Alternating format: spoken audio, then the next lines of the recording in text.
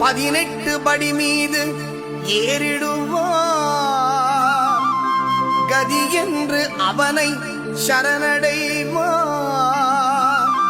அதிமுகம் கண்டே மயங்கிடுவார். ஐயனை துதிக்கையிலே தன்னை